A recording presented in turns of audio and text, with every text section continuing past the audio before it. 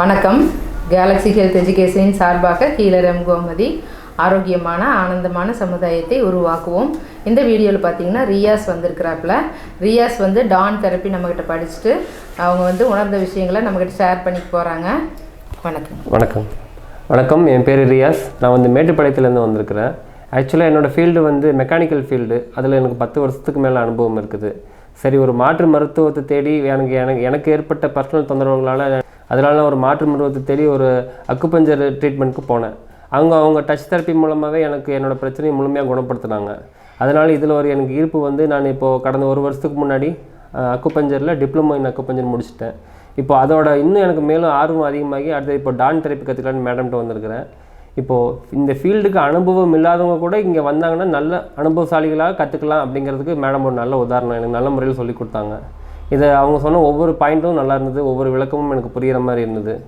இந்த துறைக்கு நம்ம சம்மந்தமே இல்லை, நம்ம மருத்துவத்துறையில் இல்லை, நம்ம வேறு மாதிரி ஒரு துறையில் இருக்கிறோம், வேறு வேலை தான் செஞ்சிட்ருக்கிறோம், கல்வி அறிவு நம்மளுக்கு போதுமா போதாதாங்கிறது நம்மளுக்கு முக்கியம் இல்லை. நம்ம கற்றுக்கணுன்னு ஒரு ஆர்வமும் நம்மளால் மற்றவங்களை காப்பாற்ற முடியுங்கிற ஒரு எண்ணமும் இருந்தால் நம்ம நல்லபடியில் இங்கே வந்தாங்கன்னா நல்ல முறையில் கற்றுக்கிட்டு நம்ம மற்றவங்களுக்கு சேவையாகவும் செய்யலாம், நம்ம குடும்பத்தையும் நல்ல முறையில் பார்த்துக்கலாம். வீட்டுக்கு ஒரு மருத்துவர் இப்படி தான் நம்மளுக்கு தேவைப்படுறோம்.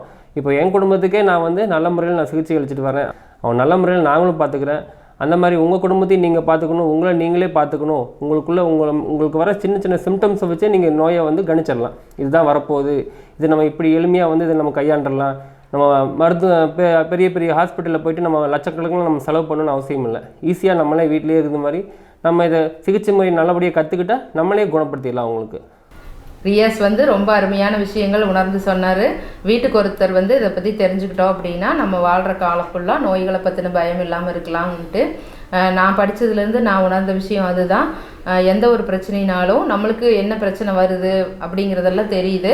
அதுக்கு தகுந்த மாதிரி நம்ம உணவுகள், அதே மாதிரி அக்குபஞ்சர் பாயிண்ட்ஸு, பாத மசாஜ், இந்த மாதிரி வந்து நிறைய விஷயங்கள், ஃபுட் ரிஃப்ளெக்ஸாலஜின்னு சொல்லிட்டு இருக்கோம், கப்பிங் தெரப்பி, டான் தெரப்பி, இந்த மாதிரி நிறைய விஷயங்கள் இருக்குது. அப்போ அதில் ஏதாவது ஒன்று நமக்கு எது தேவைப்படுதோ அதை பண்ணும்போது அருமையாக நம்ம பிரச்சனைகள் வந்து குறையிறத பார்க்குறோம்.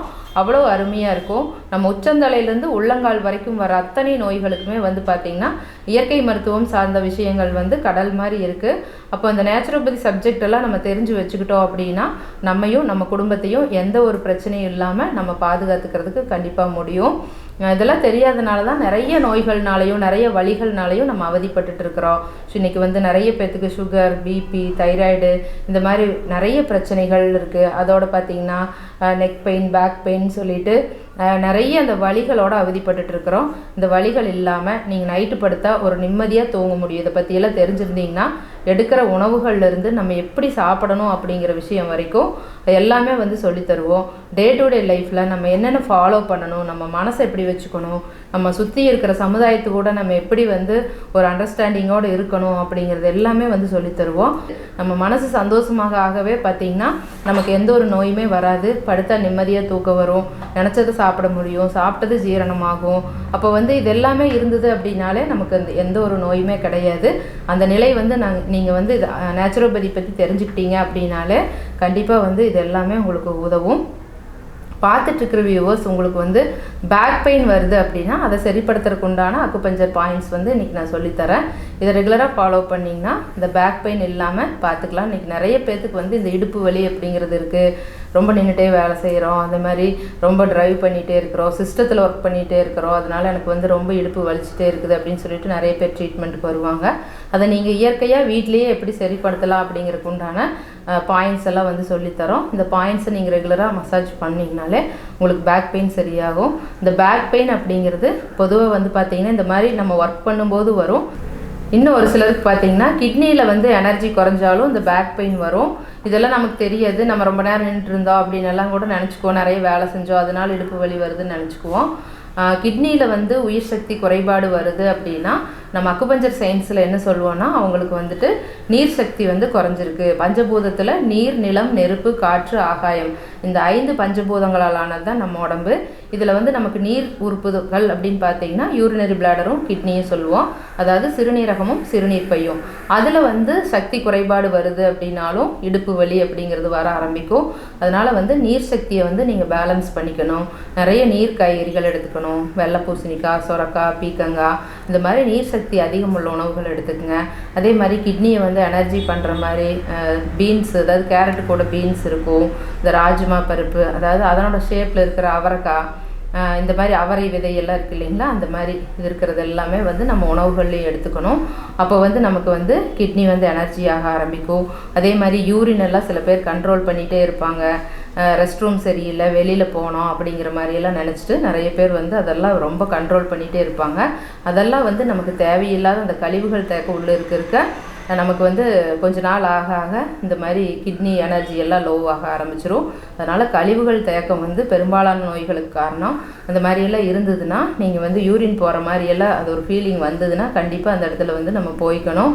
அப்போ வந்து தண்ணி கரெக்டான அடிக்கடி வந்து தாகம் அடிக்கும்போது ஞாபகமாக தண்ணி குடிக்கணும். இதெல்லாம் ஃபாலோ பண்ணுங்கள். அதே மாதிரி பானை தண்ணி குடிங்க, ரொம்ப நல்லது, நமக்கு உயிர் சக்தியை அதிகப்படுத்தும். அப்போ நீர்ச்சத்து இருக்கிற காய்கறிகள் அதிகமாக சாப்பிட்டு பானை தண்ணி குடிக்கிறது, அதே மாதிரி கழிவுகள் உடம்புல தேங்காமல் பார்த்துக்கிறது, இதெல்லாம் பண்ணிங்கனாலே போதும். அதே மாதிரி உப்பை வந்து அதிகமாக சேர்த்தக்கூடாது. பதப்படுத்தப்பட்ட ஐட்டங்களை வந்து குறைச்சிக்குங்க. நிறைய ஊறுகாய், அப்படம் அந்த மாதிரியெல்லாம் அதிகமாக எடுத்துக்குவீங்கன்னா அதெல்லாமே குறைச்சிருங்க.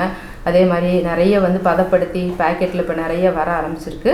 அதெல்லாமே குறைச்சிட்டு வந்தீங்கனாலே போதும். உங்களுக்கு அந்த கிட்னியில் வந்து எந்த ஒரு பிரச்சனையுமே வராமல் பார்த்துக்கலாம்.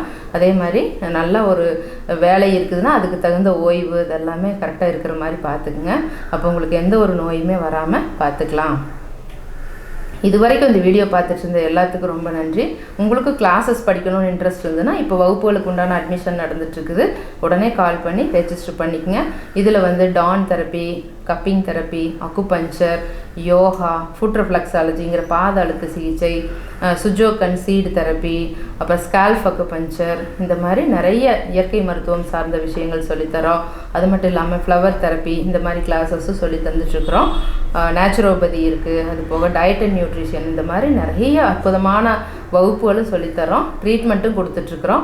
நம்மளோட கிளினிக் காலையில் 6 மணிலேருந்து நைட் 9 மணி வரைக்கும் இந்த தெரப்பி எல்லாமே கொடுத்துட்ருக்குறோம். உங்களுக்கு ட்ரீட்மெண்ட் தேவைப்பட்டாலும் வந்து எடுத்துக்கலாம். இந்த கிளாஸஸ் ஆன்லைனில் இருக்குது, டைரெக்டாக இருக்குது. இது வந்து படிக்கிறதுக்கு ரியாஸ் சொன்ன மாதிரி நமக்கு ரொம்ப எளிமையாக இருக்கும். தமிழில் எழுதி படிக்க தெரிஞ்சிருந்தாலே போதும். இதுக்கு வயது வரம்பு அப்படிங்கிறது கிடையாது. 80 வயசு இருக்கிறவங்க கூட நம்மக்கிட்ட வந்து படிச்சுட்டு அவங்களே வந்து ட்ரீட்மெண்ட் எல்லாம் பண்ணி அவங்களுக்கு வர்ற பிரச்சனைகளை சரி பண்ணிக்கிறாங்க. சுகர்னால் வர்ற ஒரு சைடு எஃபெக்டோ இல்லை ஹார்ட்டுக்கு ஆப்ரேஷன் சர்ஜரி பண்ணியிருந்திருப்பாங்க. அதுக்கப்புறம் வந்து அவங்களுக்கு ரொம்ப டயர்ட் ஆகிறது, ஒரு படபடப்பாக இருக்கிறது, தள்ளுற மாதிரி இருக்கிறது, அந்த மாதிரி எல்லாம் இருக்கும்.